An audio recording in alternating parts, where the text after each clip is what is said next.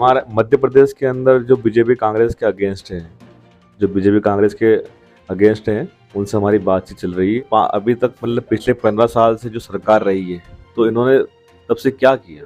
कुछ नहीं किया। इनको ये मालूम पड़ गया है अब मध्य प्रदेश के अंदर इनको वोट मिलने वाला नहीं बीजेपी। ये देखिए, भाई चंद्रशेखर ने कहा है कि अगर आपको दबा नहीं सकते, आपको आपको आपको पीछे नहीं कर सकते, तो वो आपको मारने के लिए आगे बढ़ते हैं। नमस्कार दोस्तों, स्वागत है एक बार फिर से आप सभी का भारत दस्तक के ऊपर। आज भोपाल में आजाद समाज पार्टी की ओर से एक बड़ी मीटिंग रखी गई थी। तो किस लिए ये मीटिंग रखी गई थी, आइए बात करते हैं हम सुनील अवस्थी जी से, जो कि आजाद समाज पार्टी के प्रेसिडेंट है। तो सर, स्वागत है आपका। धन्यवाद भारत दस्तक का, और सुमित भाई आपको धन्यवाद जो आप पूरे मध्य प्रदेश में दलित और आदिवासियों की आवाज़ उठा रहे हैं, और मध्य प्रदेश के हर किसी भी मामले में आप बड़े इंटरेस्ट से उसको उठाते हैं। जो मीडिया नहीं उठाती वो आप उठाते हैं, तो बहुत बहुत धन्यवाद आपको पहले। शुक्रिया सर। तो सर, आज ये मीटिंग रखी गई थी प्रदेश स्तर की, मैंने आपके फेसबुक वॉल पे देखा, तो क्या कारण था इसका? प्रदेश में हमने आज भीम आर्मी और आर्य समाज पार्टी की मासिक बैठक रखी, जिसमें आने वाले चुनाव को लेकर चर्चाएं की। हमने एजेंडे बनाए हैं, और ये बैठक हर महीने की 3 तारीख को होती रहती है। तो उसमें हम लोग चुनावी रणनीति को लेकर हम लोग मंथन करते हैं। खैर, आंदोलन होना चाहिए, आंदोलन होते रहते हैं, लेकिन बैठक जरूरी होती है। सर, अभी आज से देखा जाए तो कम से कम 5 या 6 महीने बाद चुनाव होंगे, तो कुछ ऐसा निकल के आया इस बैठक में कि जो आप मीडिया से शेयर कर सके, जो बहुजन समाज के लोगों को बता सके कि क्या हो सकता है 6 महीने बाद? बिल्कुल, बैठक में पूरे प्रदेश के लोग आए, और प्रदेश के हमारे साथियों ने बताया कि किस प्रकार से मतलब आर्य समाज पार्टी को लेकर उत्सुकता है, किस प्रकार से चुनाव को लेकर उत्सुकता है, और किस प्रकार से मतलब जनता परिवर्तन चाह रही है। उन्होंने बताया कि भीम आर्मी के सामाजिक जो कार्यक्रम है, उससे मध्य प्रदेश की जनता बहुत ही उत्साहित है, और उन्हें अब तीसरे विकल्प की जरूरत है। तो जगह जगह से हमारे प्रदेश के जो साथी आए, उन्होंने स्पष्ट रूप से कहा कि हमारी पार्टी को मध्य प्रदेश में बड़े जोरों से चुनाव लड़ना चाहिए, और जनता के जो मुद्दे हैं, जो हम लोग सामाजिक स्तर पर उठाते हैं, चाहे आप आदिवासियों को देख लीजिए, चाहे आप ओबीसी के मुद्दे देख लीजिए, चाहे आप दलितों के, तो मतलब कहीं ना कहीं सड़कों से लेकर संसद तक उनकी आवाज़ पहुंचनी चाहिए। तो हमारी जो पार्टी है भीम आर्मी और आर्य समाज पार्टी के कार्यकर्ता बड़े उत्साहित है, और लोकतंत्र के इस पर्व में अपना 100% मतलब लगाना चाहते हैं।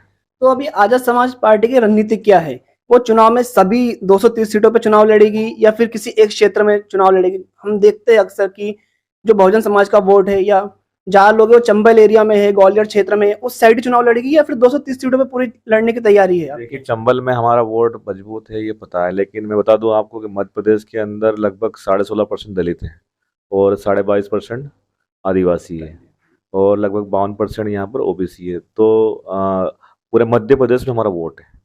भाई, हम जिनकी बात करते हैं, तो पूरे मध्य प्रदेश में हमारा वोट है, और हम लोग एक बड़ी उपलब्धि की ओर जा रहे हैं कि मध्य प्रदेश के अंदर लगभग इन 3-4 सालों में हमने पार्टी को इतना एस्टेब्लिश कर दिया कि हर युवा, हर बेरोजगार, या हर जरूरतमंद, या हर शोषित के मुंह पर भीम आर्मी का नाम है, और भीम आर्मी की पार्टी आर्य समाज पार्टी। तो कहीं ना कहीं हम लोग तैयारी कर रहे हैं, और मैं तो एक प्रदेश अध्यक्ष हूँ।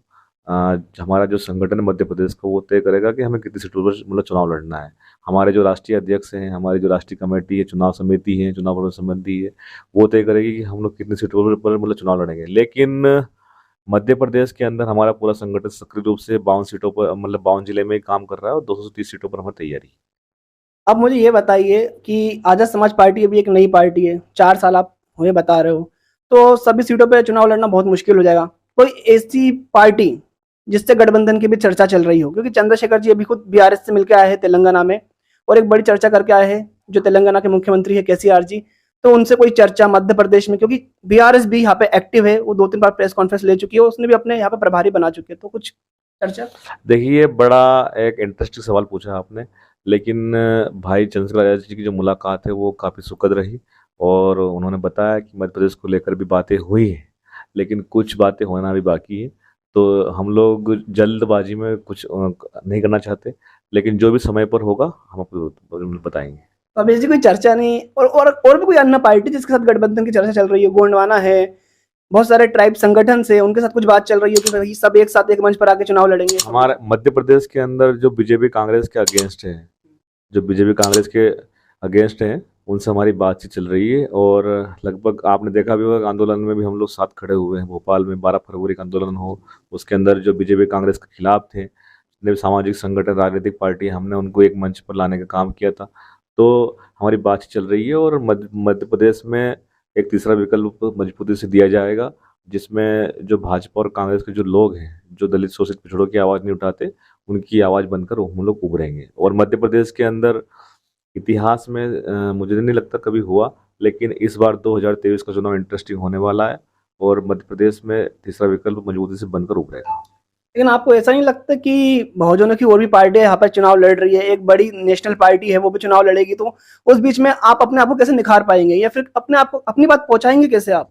देखिए, मध्य प्रदेश के अंदर जब नेमावर में 2000 भाई इसमें 21 में जब एक बड़ा हत्याकांड होता है, जहाँ पर हमारे आदिवासी भाइयों की हत्या की जाती है और उनको 10 फीट गड्ढे में खोदकर गाड़ दिया जाता है, तो तब भीम आर्मी को आवाज़ आती है, भाई चंद्रशेखर आज़ाद जी को बुलाया जाता है।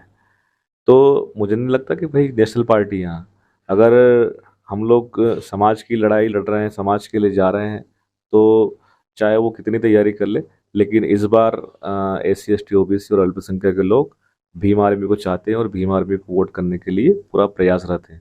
और भीम आर्मी की वजह से आप देख सकते हैं कि OBC का जो आरक्षण हुआ था, जो मध्य प्रदेश में त्रिस्तरीय जो पंचायत चुनाव होने वाले थे, उन चुनावों के अंदर OBC का आरक्षण खत्म कर दिया गया था।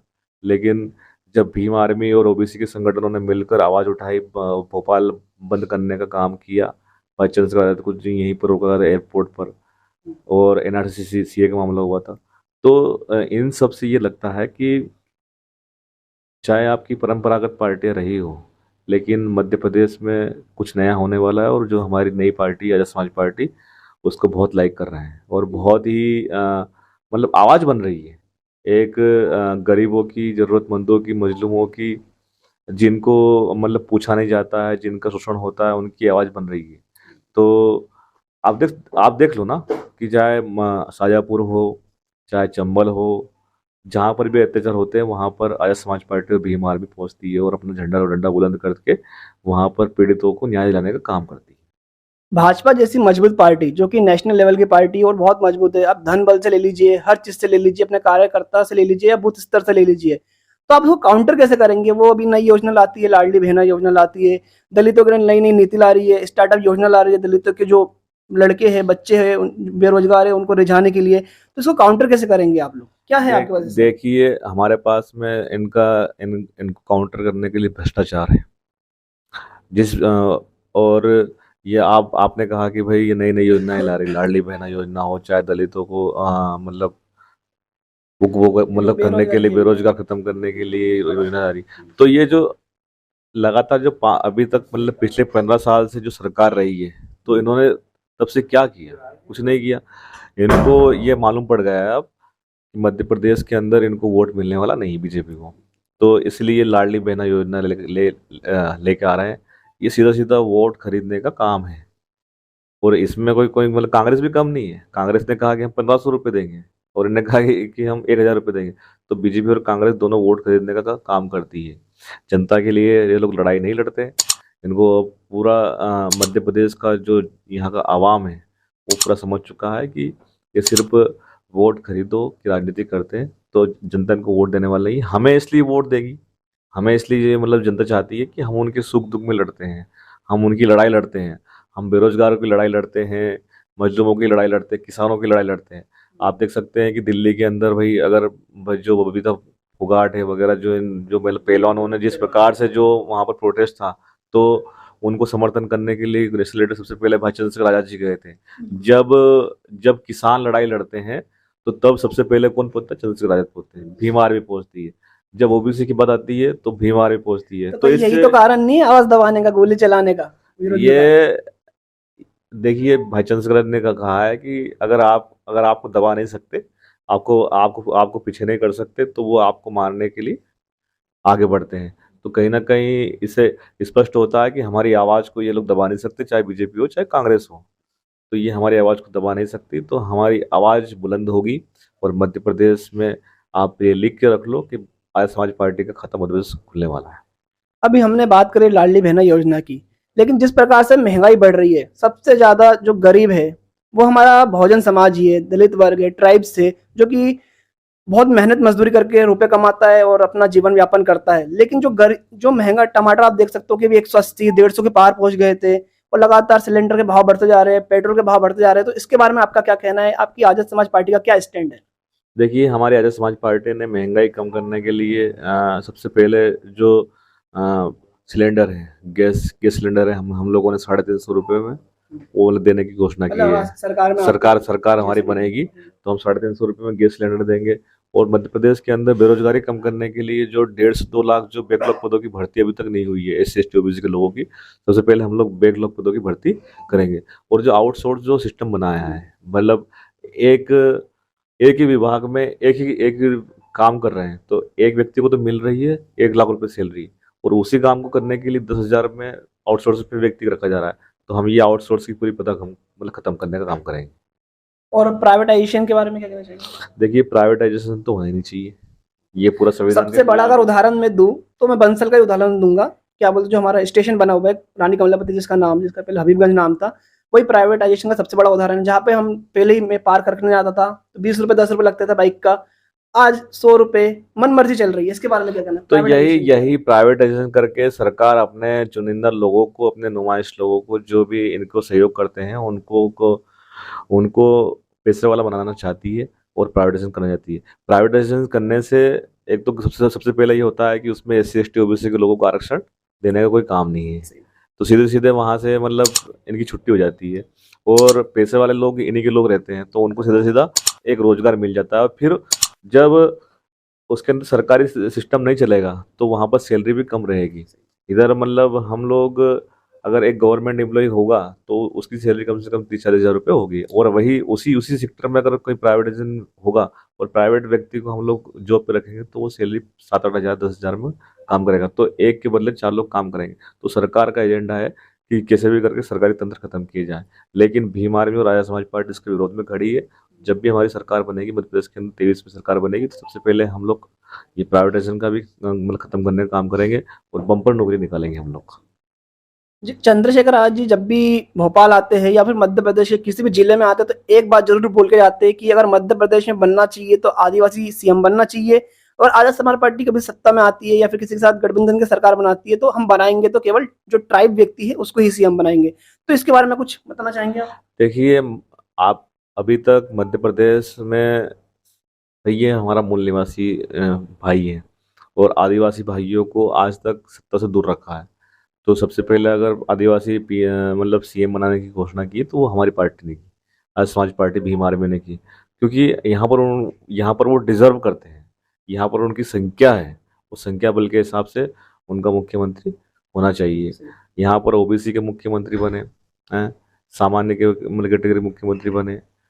तो इस बार हमने ठाना है कि हम लोग कैसे भी करके आदिवासी मुख्यमंत्री बनाने का काम करेंगे। आपकी नज़र में कोई चेहरा ऐसा आदिवासी मुख्यमंत्री के लिए? बिल्कुल, हमारे बहुत सारे चेहरे काम कर रहे हैं। जैसे जैसे मतलब चुनाव नजदीक आएगा, हम लोग एक चेहरा सिलेक्ट करके उसको मुख्यमंत्री को घोषणा करेंगे उसकी। अब मुझे ये बताइए, एक आखिरी सवाल, एक साइकिल यात्रा निकाली जानी थी भीम आर्मी की तरफ से, चंद्रशेखर आजाद जी ने घोषणा करी थी, महू में मैं भी था उस समय। बिल्कुल, उसकी तैयारी चल रही है, और वो अगर चंद्रशेखर आजाद जी पर हमला नहीं होता, अगर उनकी तबीयत खराब नहीं होती, सिक्योरिटी तो कोई रोड मैप होगा ऐसा कुछ? बिल्कुल उसका पूरा रोड मैप तैयार किया जा चुका था, और लगभग जुलाई के पहले महीने में वो चालू होने वाली थी। लेकिन 28 जून को भाई पर हमला हो गया, इस वजह से हमने उस यात्रा को अभी आगे बढ़ाया है।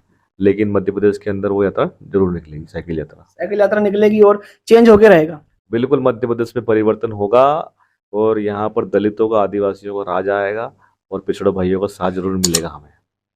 तो आप लोगों के साथ थे आज सुनील अस्ते जी, जो कि आजाद समाज पार्टी के प्रेसिडेंट है मध्य प्रदेश के। तो बहुत बहुत शुक्रिया सर हमसे बात करने का। धन्यवाद। जय भीम, जय भारत, जय जय जय मध्य प्रदेश।